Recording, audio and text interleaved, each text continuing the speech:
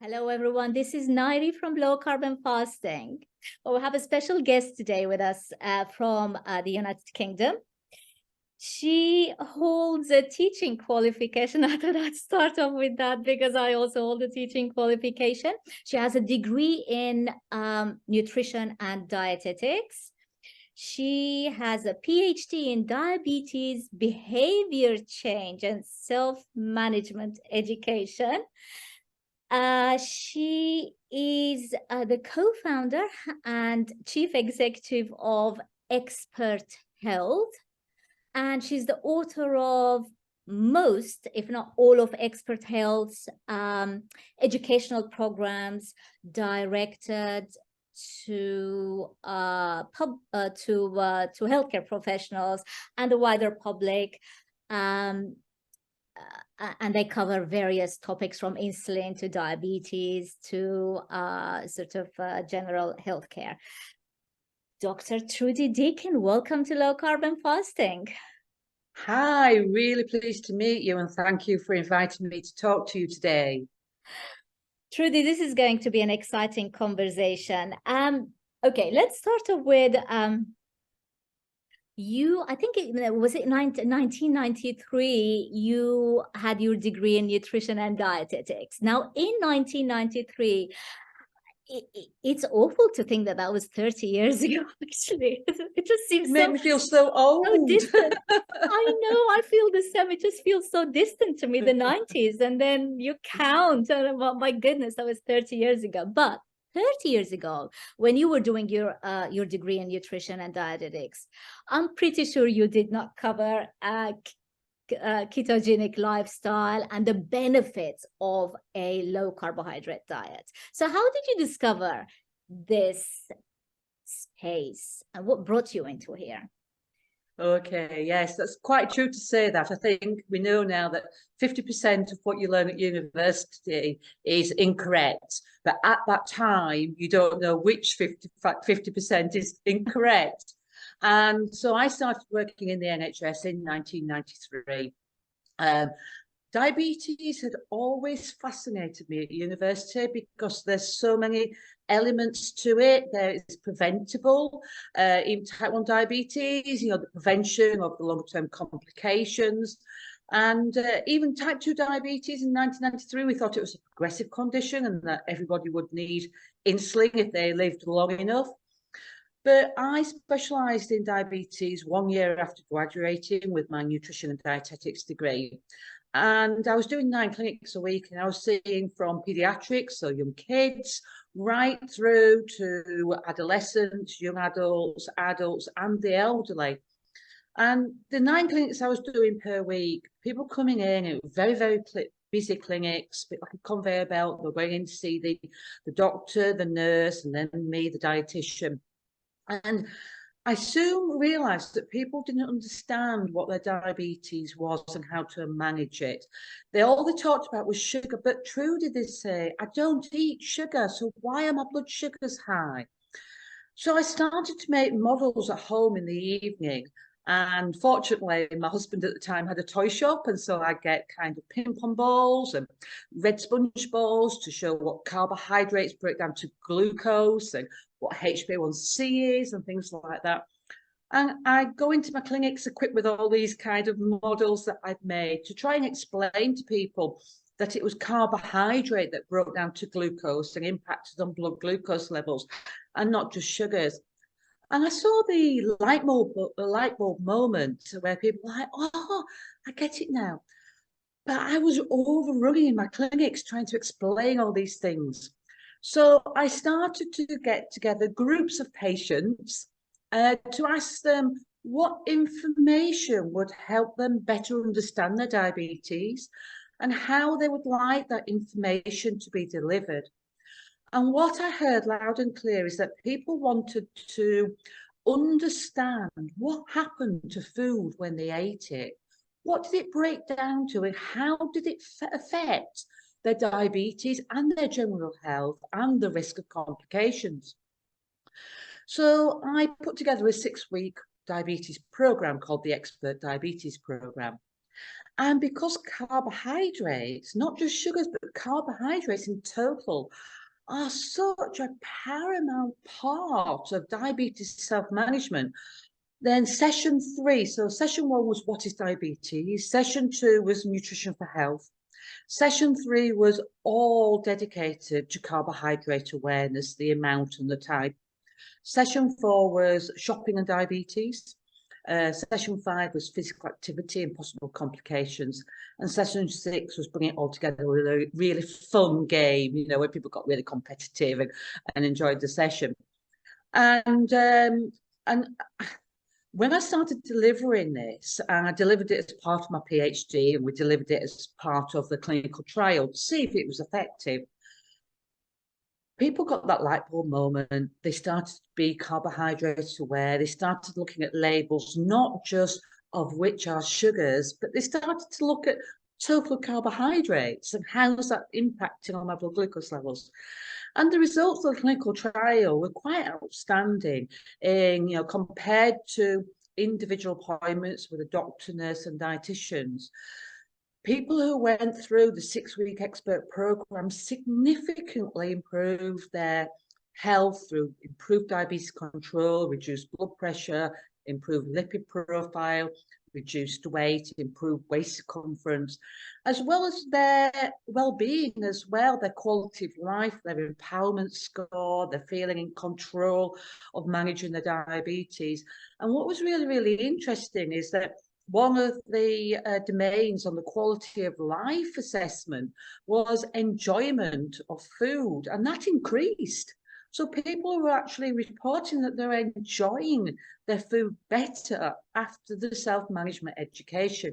They didn't feel as restrained at all. They actually felt more empowered to make sensible and informed decisions. So it was a plus point. And so that's when I realised that what I'd learned at university about, you know, everyone requiring a high carbohydrate, low fat diet wasn't the same. And another thing I've learned is one size doesn't fit all. We're all unique individuals, and it's about people experimenting to find what their carbohydrate tolerance is and how much they can eat before it starts to play havoc on their blood glucose levels and their general health. Mm-hmm. Did you face any resistance from your colleagues at the time? Not too much resistance with the carbohydrate awareness. I think everyone recognised it was required. Some of my colleagues kind of said around the empowerment, well, it's okay to empower patients as long as they do what I say. And I thought, really? That didn't quite make sense to me. So there was a little bit of friction around people making their own informed decisions around self-management. And there was restriction, or there was a little bit of friction around the messages around fat, because obviously we know that if people restrict carbohydrate, then their fat intake increases. It's like fat and carbohydrate are the macronutrients that if you lower one, the other one increases. So when people were having a lower fat diet, they were restricting on their fat and they were having more carbohydrate. So exactly the opposite happens when people start restricting their carbohydrate. They increase their fat intake. And I think there was comeback from healthcare professionals around the messages that it was okay to have more fat in their diet if they restricted the carbohydrate. There was a real fear. And I think largely there still is in some circles a real fear of people consuming more fat. Trudy, I do health coaching, and there's dogma. There are nutritional sort of non-facts that have been ingrained in people's head for decades, and it's very difficult to break through that dogma. What I find the toughest challenges for me are the fear of fat that fat will clog up your arteries and fat will make you fat. And that's one that I find difficult to break through. And we're not necessarily saying everyone needs to be on a very high fat diet, but being fearful of fat is an extreme which is not based on science. The second one I find challenging is a fear of protein, which I know you're passionate about. You've done presentations on protein. People are afraid of protein mainly because of kidney disease. And the third one, of course, is carbohydrates, because people believe we have to have carbohydrates. We need to put glucose into our bodies so we can function better. Now, I'm gonna give you the stage, put the screen on you through this, so you can cover protein, fats, and carbs, and what they are they essential? Should we be afraid of any of them? And any other insights you have on those? I'd appreciate that. Brilliant. So I start first of all with carbohydrate, because carbohydrate is not an essential nutrient. An essential nutrient is one that the body cannot make. And if we don't eat carbohydrate, then the body can make it. So how this happens is through a process called gluconeogenesis. And it happens in the liver. And for every 100 grams of protein we eat, we can convert the amino acids, the building blocks of the protein, we can break those down and convert it into 56 grams of glucose. And so the liver can generate between 6 grams and 25 grams of glucose per hour if it needs to do so. So we absolutely don't need to eat carbohydrate because the body can make it. People then say, oh, but the brain needs 130 grams of glucose every day for the brain to work. That's not true either, because 80% of the fuel that the brain requires, it can be provided by ketones. So what are ketones? Ketones are a byproduct, a natural byproduct that is made when we're using fat for energy. So if people are not eating the carbohydrates, then they'll use fat for fuel. And as part of that, ketones will be produced, and they are absolutely brilliant fuel for the brain because they don't cause these reactive oxygen species. So what they're called, they're like a clean fuel for the brain. And they don't cause the oxidative stress in the brain either. So there has been some work that they're good as a prevention towards dementias and Alzheimer's and things like that. Although this work is in its infancy, it's very interesting to follow that line of work. So, carbohydrate, we shouldn't be fearful of not eating it, because if we don't eat it, we can make it. But then people say, well, what about the fibre? You need the fibre to feed those, the bugs in the gut microbiota. There's a lot of fibrous foods we can eat that don't contain a lot of carbohydrate. Nuts, seeds, psyllium husk, even dark bitter chocolate is a good source of fibre. All the green leafy vegetables that people can eat as part of a keto diet give all the beneficial fibre to our gut microbiota.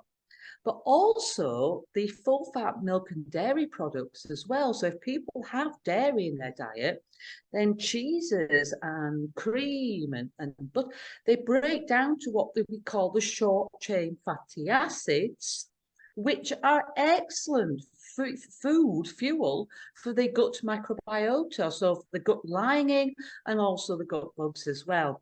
And so something like butyrate, which we can get from fibrous foods, but we can also get butyrate because it's a short chain fatty acid, which is in the milk and dairy products. So, there's other ways to kind of feed the gut microbiota. So that's largely what I've got to say on carbohydrates.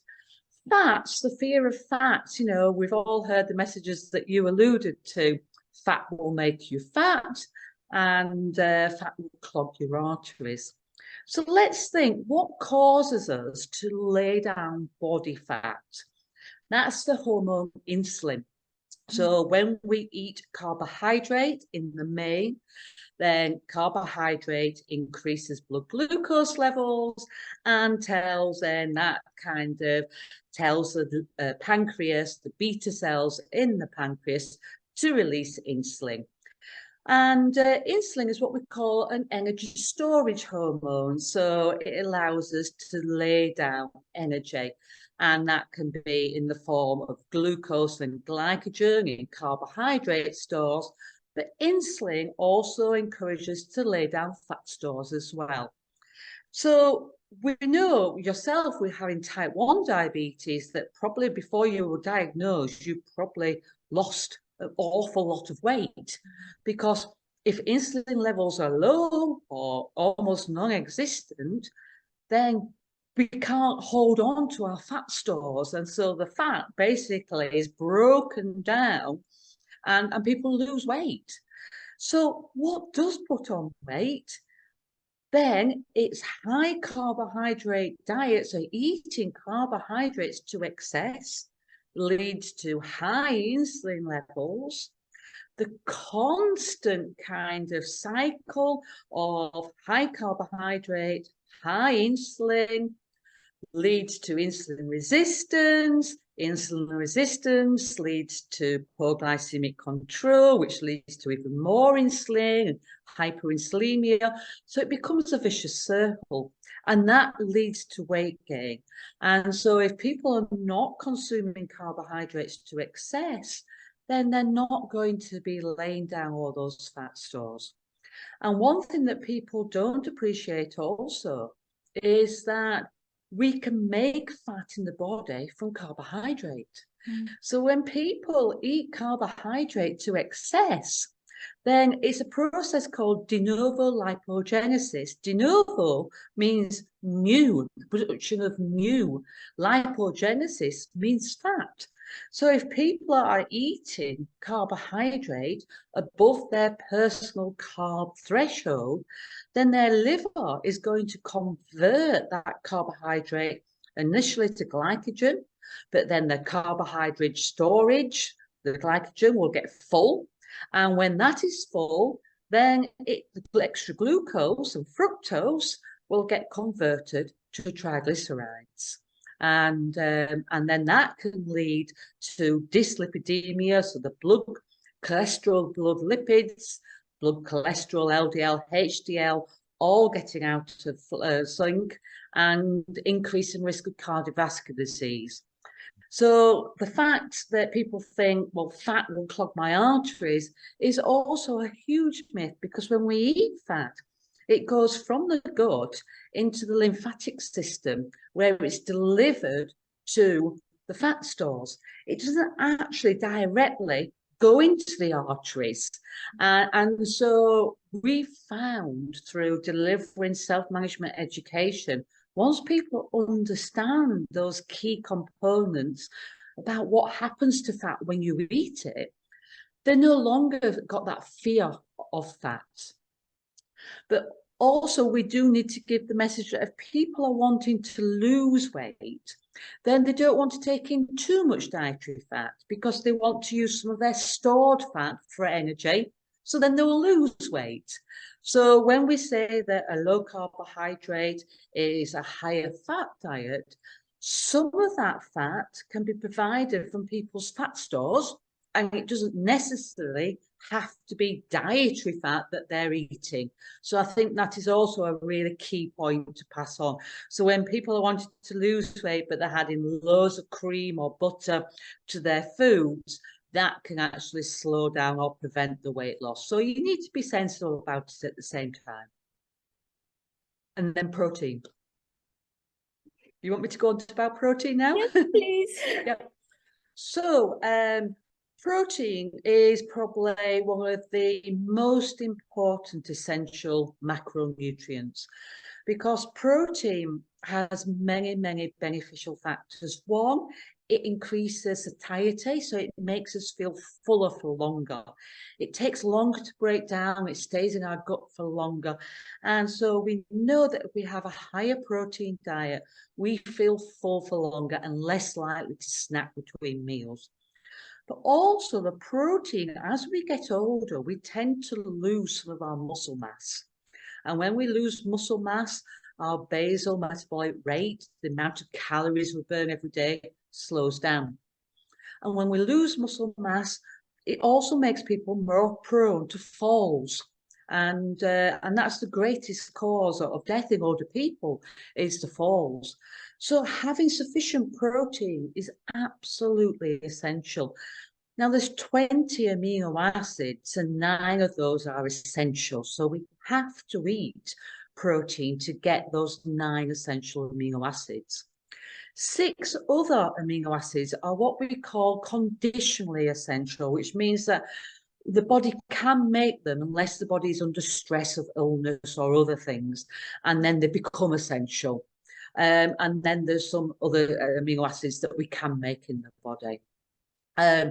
But there's more research being done in recent years about what we call protein leverage. And what protein leverage is that as human beings, we'll carry on eating until we've met our protein requirements for the day. And so a lot of the ultra-processed food that's around nowadays that people are eating is very, very protein poor. It doesn't give enough protein. So people might have refined breakfast cereals, which is a real poor source of protein. And maybe you'll then hungry 1 hour afterwards and snack throughout the morning and have a sandwich for lunch, which again may not be a good source of protein included in that sandwich, and then snack throughout the afternoon, and may find, we call it the werewolf syndrome, where people snack constantly throughout the evening because they just feel like they're hungry. That's very likely that they've not met their protein requirement for the day, so their body is crying out for protein. So we found that if people have at least 30 grams of protein at each meal, at least 30 grams, they're less likely to snack between meals, and not snacking between meals really help their insulin levels to drop. Once their insulin levels drop, they can start using the fat stored in their body for energy. So then they feel less hungry because their body is still being fed, but it's being fed by their fat stores rather than them eating the ultra-processed food. So we found when people are wanting to lose weight and improve their glycemic control, eating more protein is a plus plus. And also I know that being vegan or vegetarian is quite fashionable at the moment, but it's more difficult for people to get all the essential amino acids with a plant-based diet.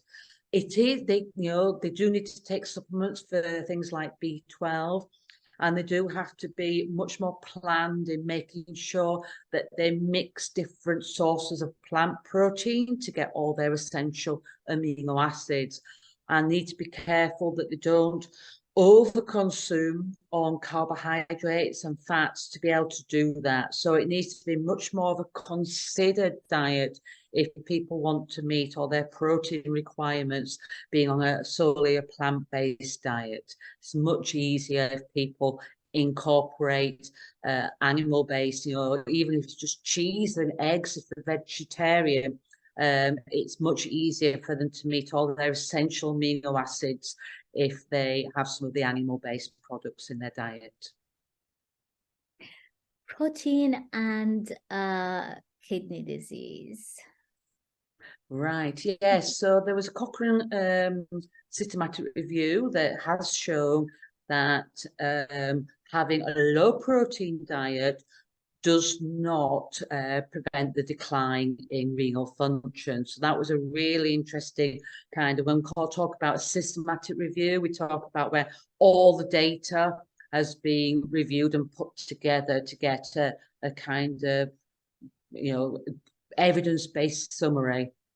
And then there's also been single studies, some done by Dr. David Unwing, who is the GP in Southport. And what they have shown when people have evaluated renal health or kidney health in people going on a low carbohydrate diet, they found that actually renal function can improve. It doesn't deteriorate. So when we measure renal function, we look at the EGFR and the ACR, and we can see that often, kidney function improves. And what a study that was done in the 1990s called the UKPDS, that showed that the things that actually reduced kidney function and damaged the kidneys was raised blood glucose levels and raised blood pressure levels. So hyperglycemia, which is raised blood glucose, and hypertension, which is raised blood pressure, had much more detrimental impact on the kidneys than eating protein in the diet.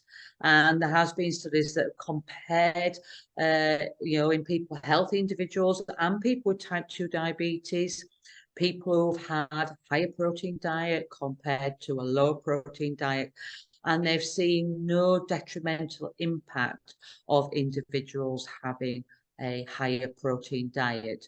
And the conclusions have been from these studies that given the benefits that higher protein can give individuals for feelings of fullness and preventing the lean muscle mass wastage, and also preventing the hip fractures and bone mass density. So giving about all the advantages from having more protein, it doesn't justify telling people that they should eat less protein at all. The protein message should be loud and clear. Base your meals on protein and veggies. That was a wonderful overview of the macronutrients. Thank you for that. I appreciated that. It's interesting when you mentioned the theory. I don't know if it is sort of a study or a clinical study, but the theory that people tend to eat and eat and eat until they meet their protein requirement for the day, but without realizing that that's what they're seeking. It's I find that interesting because I've heard it from many others as well. And what's fascinating is that people aren't necessarily craving protein, so they don't necessarily realize that it is the protein that their body is seeking. So they keep eating more carbohydrates and then they're hungry again because they haven't reached their protein requirement. Isn't that fascinating? Absolutely, yes. I mean, protein leverage has been proven. So people, if they have more protein, they eat less calories. If they have less protein, they eat more calories. That's been proven. The hypothesis, or what we call the protein leverage hypothesis, is that is driving the obesity pandemic. So the hypothesis is that this protein leverage is driving the obesity pandemic. And from all the reading I've done, I think, that there really is a case for that. I don't want to come across as a conspiracy theorist, but it does make sense why most ultra-processed foods, for example, don't contain protein or enough protein or bioavailable protein, because those junk food manufacturers obviously want you to eat and overeat their products and still be hungry. Yes. And reach out for more. It makes sense, right? That very, there's very protein difficult. in any of those granola bars, and I was advised to eat those for breakfast as a type 1 diabetic, because I started intermittent fasting in the year 2000. I always joke to my friends that the last time I actually had a morning meal and breakfast was in the year 1999. last millennium. I haven't had breakfast since then. And when I mentioned it to my GP, she said, no, just you must have something because you're type 1 diabetic.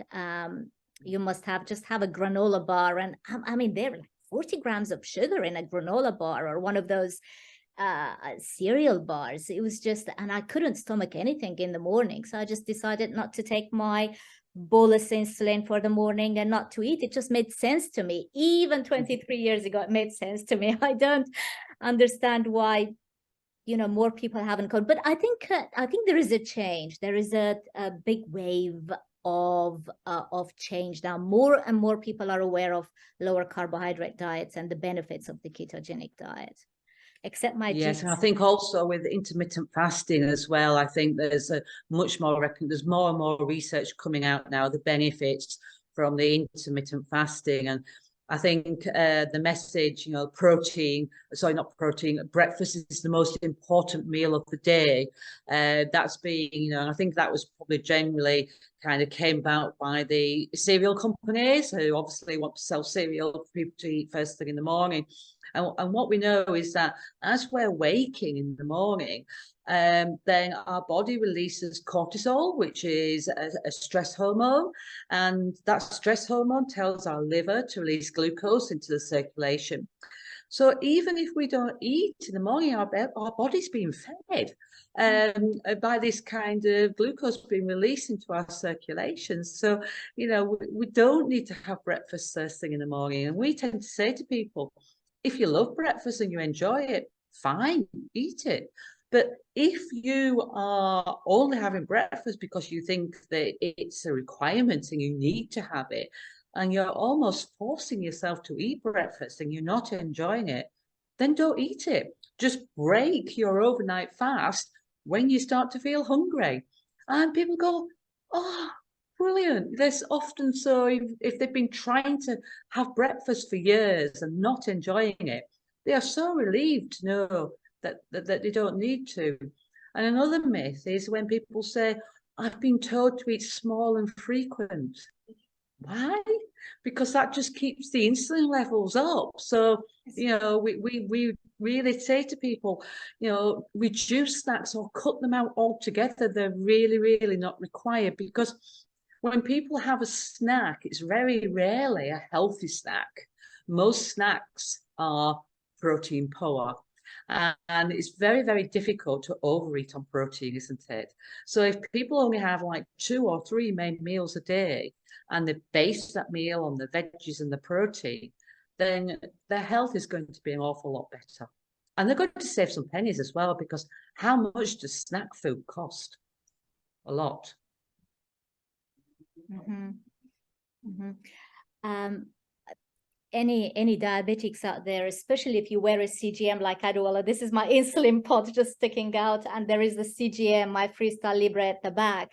So you'll notice the dawn phenomenon in the mornings, which is what Trudy was talking about. It's when your body first thing in the morning just releases glucose. So you're already being fed. I love the way you put it. You're already being fed. You don't need to run into the kitchen and have more carbohydrates. There's another phenomenon I'd like to mention here. It's the diabetics may identify with this, that foot on the floor. So it's that cortisol rising in the morning. The minute you put your foot on the floor, you're literally getting out of bed. And that's what happens to me. And it's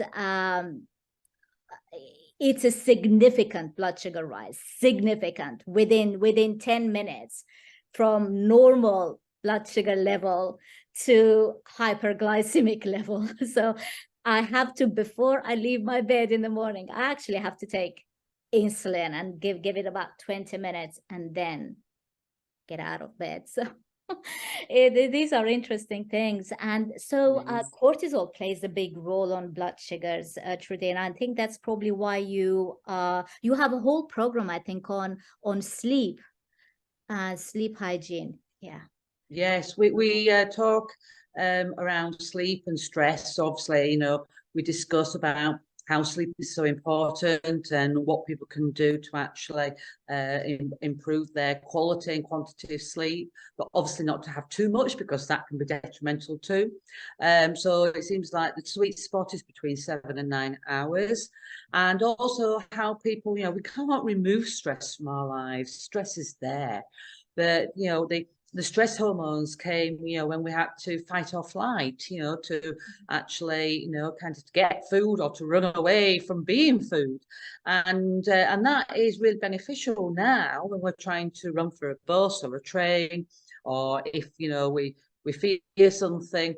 But a lot of our lives nowadays is more the long-term, or what we call the chronic stress, where people perhaps are worried about finance or other things going on in their lives. And so that stress can't always be removed. And if it becomes chronic, it can cause blood glucose levels, even if people are not eating too much carbohydrate. It can cause the liver to release too much glucose throughout the day, solely down to the stress hormones being there. And so if people are able to perhaps, practice mindfulness or yoga or doing anything that helps them to relax, to reduce those stress levels, then that's going to benefit their current health and their long-term health as well.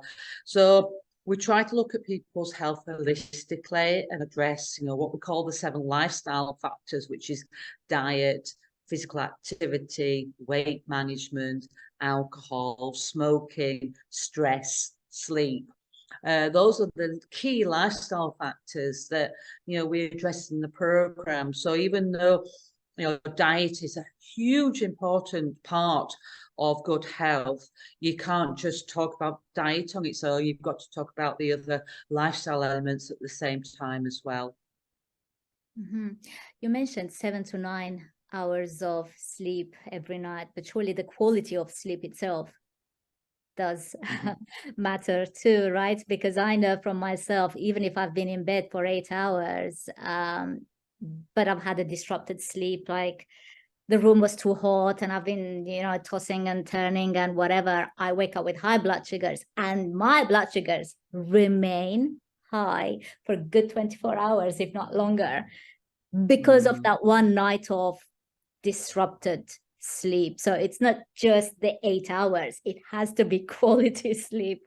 Exactly, yeah. Enough of the deep sleep and enough of the REM sleep. So now people can often wear the watches, and it gives a breakdown about the different types of sleep and the wake periods. So it's quite interesting to monitor that, as long as that's not causing stress on its own. But generally, people waking up feeling refreshed, I think, is a good way to monitor that. And if people are not waking up refreshed, then to explore why that might be. Trudy, you talked about fasting, intermittent fasting. So tell us more about the benefits. Okay, so one of the biggest benefit perhaps is that when you're fasting, you're not eating anything, your insulin levels will be right down to their baseline level. And that's a good thing, right? Yes. So, when people are on a low carbohydrate diet, then their insulin levels do reduce.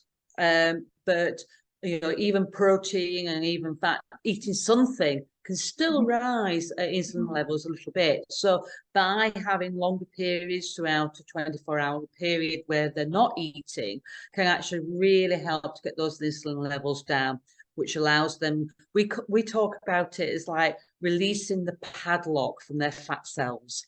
So if you release the insulin levels are down, it helps to release the padlock from the fat cells, and so people can start using that stored energy as an energy source, and that can actually then reduce hunger as well because the body's being fat.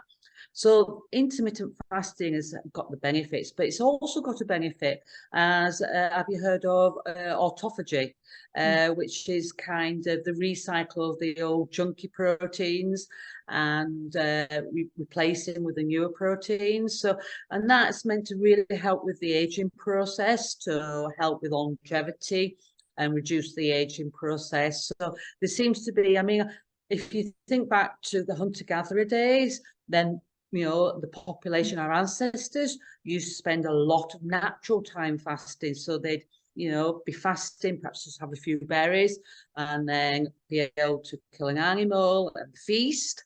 And so they went from periods of fasting and feasting, whereas now it's kind of, we see, especially with teenagers, a lot of grazing throughout a 24-hour period. So the longer the overnight fast and the more time that people can actually have between meals, it helps the body to rest and recover and recycle the, you know, dysfunctional proteins in the body. So it seems, and more research is emerging about the benefits of intermittent fasting.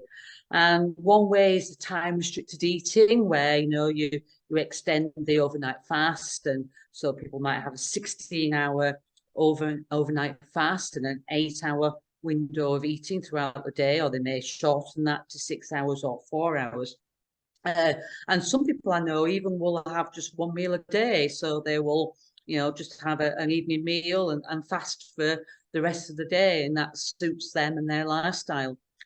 Other people would prefer to have 3 meals a day on most days, but have 2 or 3 days in the week where they really kind of take their energy intake down to perhaps a quarter of what they normally have. So we call that the 5-2, or the you know, or the 4-3, whichever way we want to do it.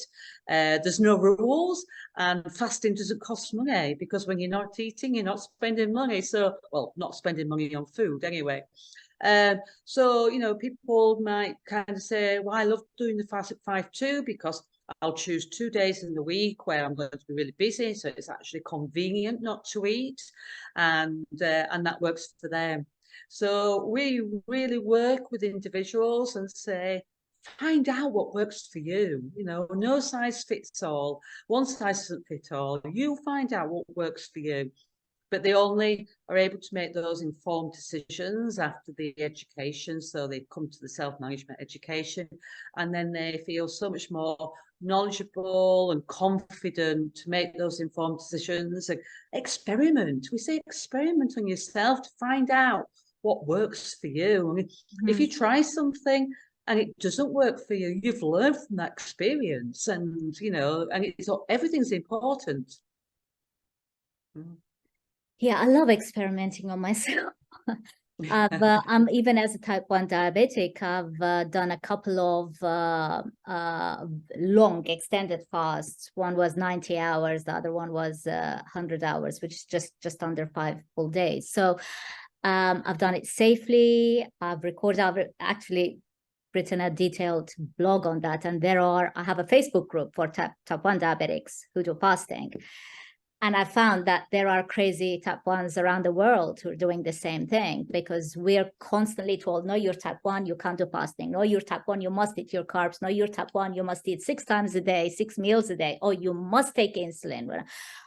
So we're just proving the establishment wrong. We're proving that with the empowerment that you were talking about, with the confidence, with the right knowledge and the right technological tools, which many of us have these days, you can do it safely, and there's no reason why you can't do fasting just because you are type 1 diabetic.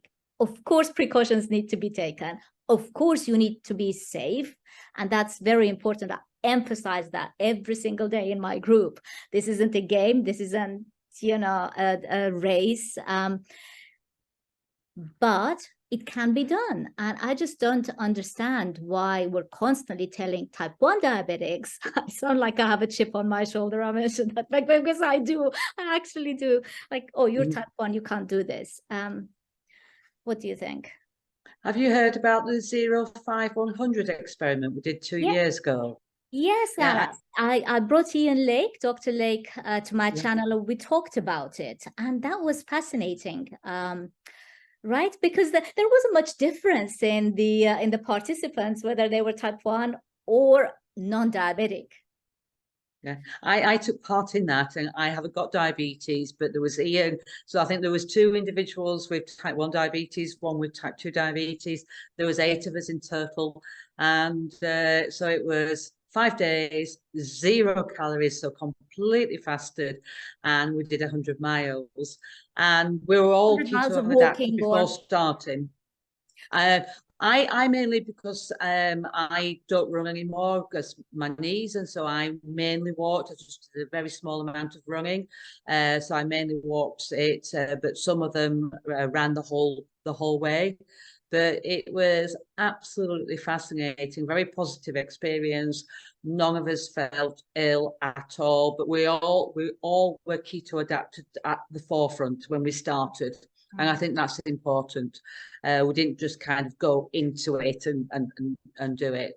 But I didn't feel hungry. I didn't feel tired. The recovery time was amazing because, 105 miles I actually did in 5 days, and I didn't have an ache or a pain at all. So, and what was interesting is I think I spent about a third of the time we were wearing CGM. And I think I spent a third of the time in what would be defined as hypoglycemia, blood glucose levels below 3.5. But I didn't have a single symptom of hypos at all.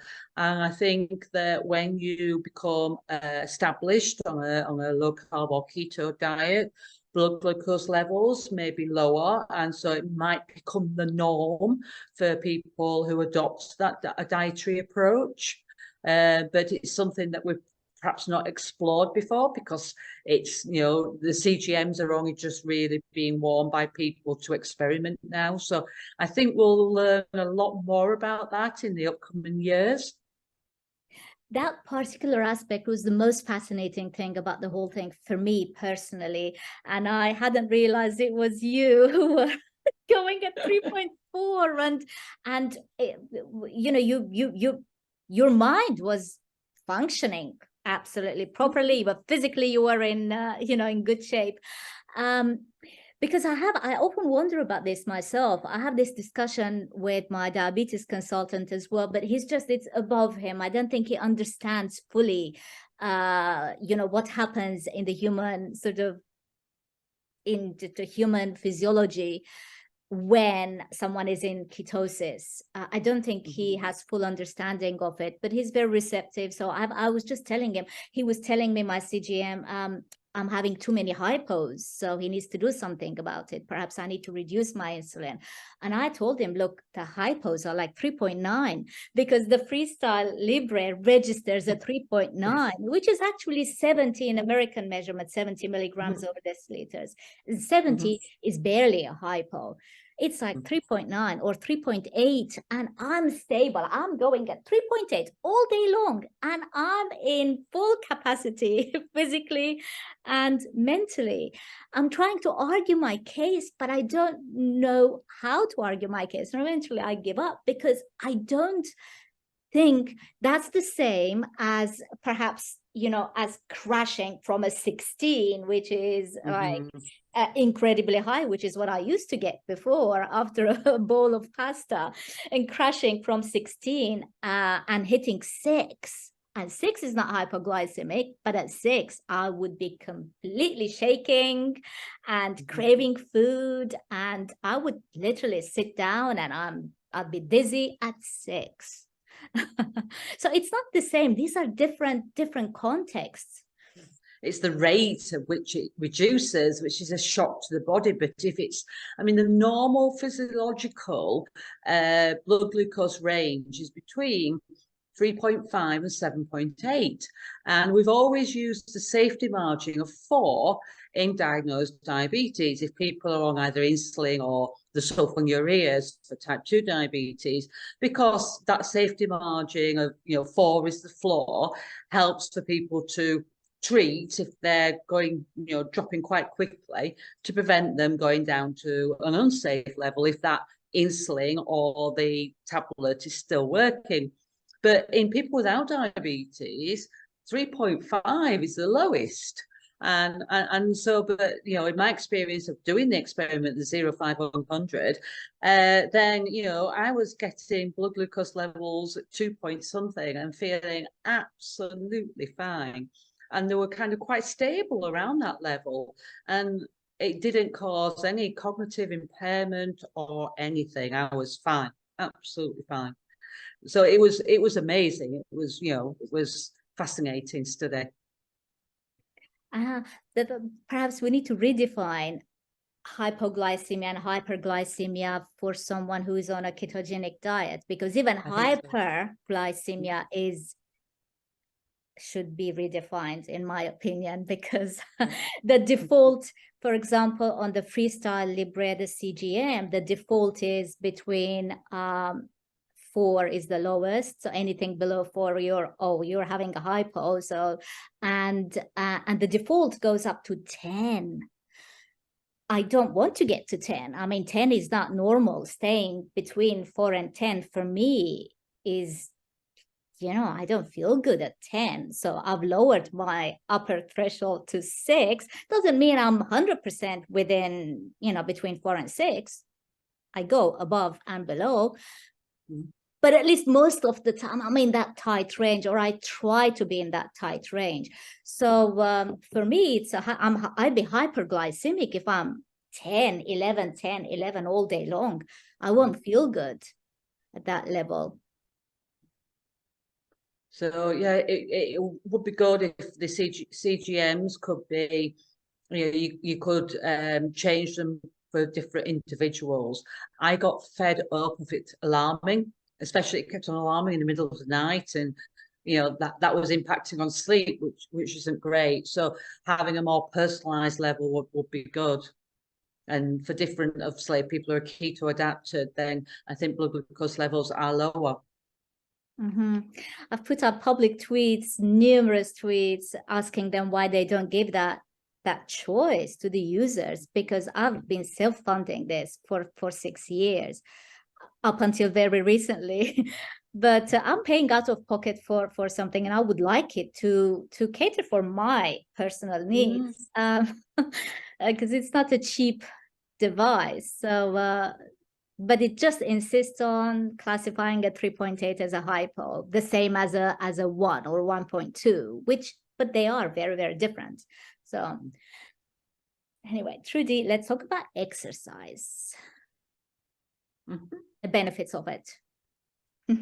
So I think everybody knows that the benefits of movement are outstanding. So we're built to move, and moving regular. So, you know, every 30 minutes, you know, I mean, a lot of us have sedentary jobs where we're in front of computers, but, you know, every 30 minutes to 1 hour, we should get up and walk around the room and have some movement.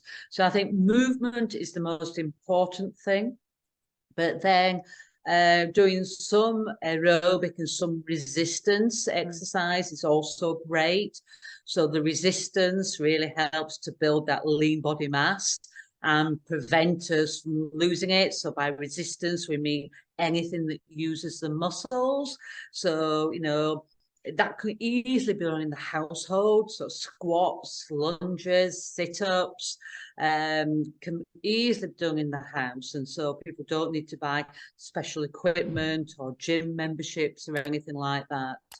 And aerobic, one of the best activities is walking, you know, and that's kind of, you get the vitamin D, you're outside, you get the vitamin D, you perhaps do it with a friend, so you're having some social and some connection there, and just kind of using, you know, by aerobic, we mean, you know, using oxygen and helping the blood flow around the body. And aerobic activity helps blood circulation. The heart is a muscle, and it helps that muscle to be more efficient. And if the heart becomes more efficient, it can pump more blood out of the heart in one pump, and that allows the blood pressure to reduce and the heart to work less hard. So, you know, doing some kind of, I mean, the government guidelines is that we should do at least 30 minutes of some aerobic activity, moderate intensity, at least 5 times a week. So that's 30 minutes, 5 times a week, 150 minutes. And what do we mean by moderate intensity? It means that we still can hold a conversation, but we're slightly out of breath. We feel warm, and we feel our pulse increase slightly. But also there's a lot of evidence coming out now about the high intensity interval training. We call it HIIT, high intensity interval training, so HIIT. And if we do that, which is vigorous intensity exercise, then the guidance says 15 minutes, 5 days a week is sufficient, so 75 minutes in a week. And there are studies to suggest that we can achieve just the benefits, just the same amount of benefits as the moderate intensity over a short period of time, or perhaps even more benefits from doing the moderate intensity activity. So I do one called, I've got an app on my phone called 7. And every morning I get up and I have a couple of coffees and then I'm doing my HIIT now.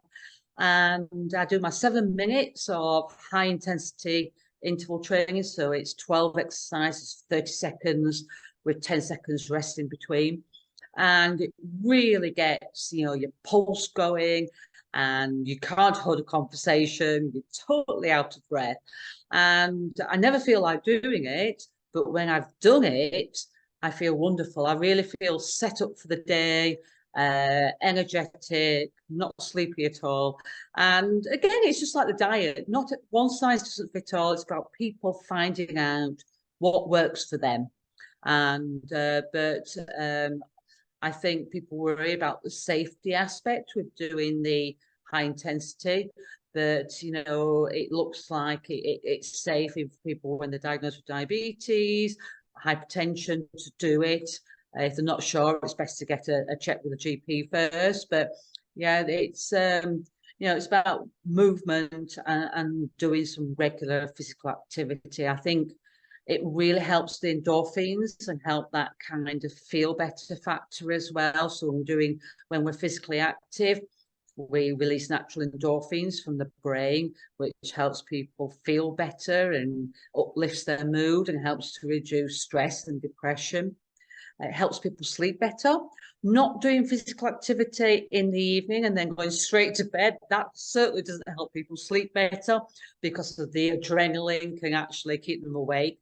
But doing physical activity during the day, and then it helps often people sleep better at night. One thing that physical activity doesn't seem to help too much with is losing weight. So you've heard the saying, you can't outrun a bad diet. So if people are wanting to lose weight, it's good to look at what they're eating. But physical activity has been shown that it helps people to maintain weight loss. So, if people have lost weight and they want to maintain that weight loss, the physical activity can really help with that. Also, the physical activity can really, really help with blood glucose control, because what it does is that it helps the muscle cells to contract. And when the muscle cells contract, it allows the glucose to leave the blood and enter the muscle cells without the requirement for insulin. So it really helps to reduce blood glucose levels without needing extra insulin as well. So there's plus with increasing physical activity levels. And a really interesting clinical trial that was done in type 2 diabetes is that they asked half the participants to do just 30 minutes in one bout in a day. And then the other half of the participants, they asked them to do 10 minutes after breakfast, lunch and evening meal. And the individuals that split the physical activity into 3 different bouts actually did better.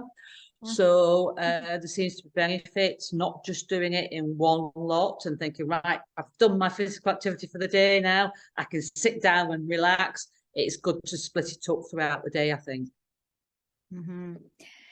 Wonderful message. And do what you can, right? No two people are alike. So if you can't go out for a walk 3 times a day, just at least go out for a walk once a day. Yes. That's the main. Anything is better than nothing. And if people, I mean, we often nowadays talk about, achieving the 10,000 steps. Well, if people are currently just doing like, 1,000 steps a day, then, increasing to the 10,000 steps may be too overwhelming. And so the greatest benefit in increasing physical activity is in those individuals currently doing none or not very much at all. And so if those individuals just doing 1,000 steps and manage to double it by doing 2,000 steps, that is a plus for them in terms of health. Dr. Trudy Deacon, we run out of time. Thank you so much for your time today. I really appreciate it, and I enjoyed this conversation so very much. Lovely. Thank you very much for inviting me, and it's been lovely to chat with you. Thank you, Trudy. Bye for now.